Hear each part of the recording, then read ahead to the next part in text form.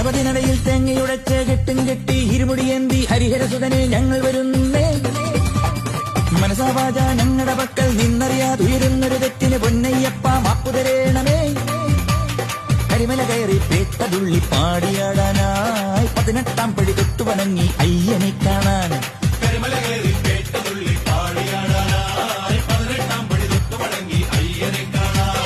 പാദബലം താ, ദേഹബലം താ, കർമ്മബലം താ,